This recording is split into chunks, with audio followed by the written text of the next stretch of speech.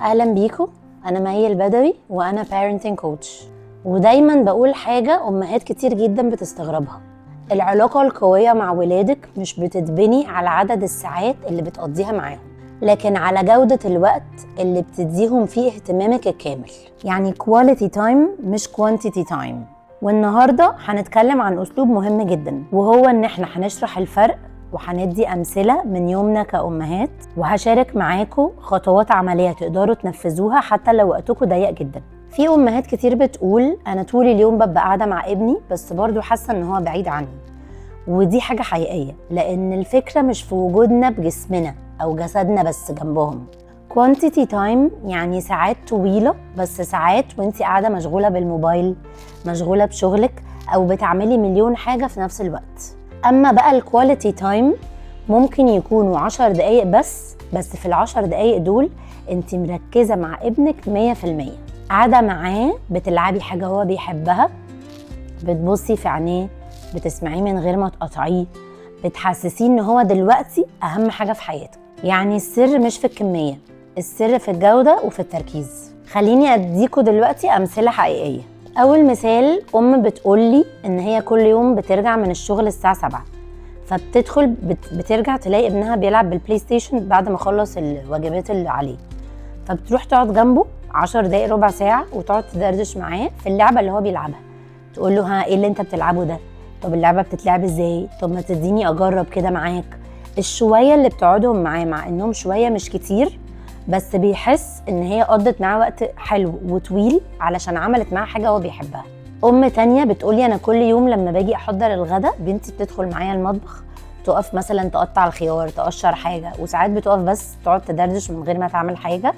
ده بالنسبة لها كواليتي تايم، مش بس ان هي بتدخل تساعدني وخلاص. وام تالتة بتحكيلي ان وقت النوم بتحب تدخل أوضة ابنها قبل ما ينام مثلا ب10 دقايق وتقعد جنبه على السرير، تحكي له مثلا قصة لذيذة، تقول له يومك كان عامل ازاي وهو يقول لها، يدردشوا مع بعض كده مثلا 10 دقايق ربع ساعة قبل ما ينام. ودي بجد بتفرق في علاقتهم جدا جدا جدا، وهي بتكون فعلا مبسوطة. شايفين؟ كل دي مواقف وأمثلة لوقت بيقضوه مع ولادهم، ومش ساعات طويلة ولا حاجة، 5 دقايق، 10 دقايق، ربع ساعة، كلها أوقات قصيرة بس بتركيز، وبيبقوا باصين لهم وشايفينهم وحاسين بيهم ومستمتعين بالوقت ده معاهم. بيكون وقت فيه تواصل حقيقي واهتمام. دلوقتي خليني أديكوا بقى خطوات عملية. أول حاجة، عايزاكي تخصصي وقت أو لحظة كل يوم تكون ثابتة. ممكن يكون اللحظة دي قبل ما ينزل المدرسة الصبح، قبل النوم بالليل. الفكرة إن لما هو بيكون مستني الوقت اللي عارف إن هتقضوا فيه وقت صغير بسيط بس لذيذ، بيبقى فعلا بيحس بالأمان وبيبقى مستني الوقت ده وبيبقى مبسوط. تاني حاجة، ابعدي عن المشتتات. لو هم 10 دقايق اللي هتقضيهم معاه، ابعدي عن الموبايل، سيبيه بعيد، حسسيه ان انتي مش شايفة ومش سامعة غيره في الوقت ده. تالت حاجة، اعرفي لغة الحب اللي خاصة بيه او اللي هو بيحبها. في ولاد مثلا بتحب تتكلم وتدردش، في ولاد بتحب الأحضان، في ولاد بتحب مثلا تجيب لها حاجة لذيذة بيحبوها، في ولاد تانية بيحبوا مثلا تعملي لهم الأكلة اللي بيحبوها.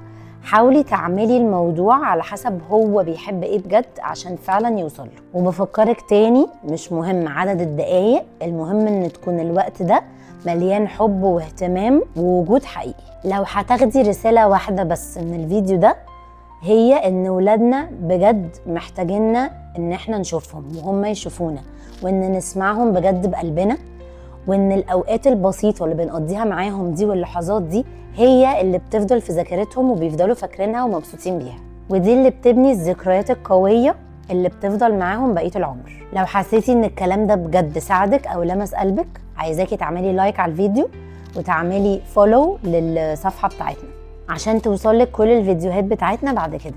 وعايزاكي بقى تكتبي لي في الكومنتس تحت لو جربتي حاجه من الحاجات اللي قلناها في الفيديو، وايه اكتر حاجه نفعت معاكي.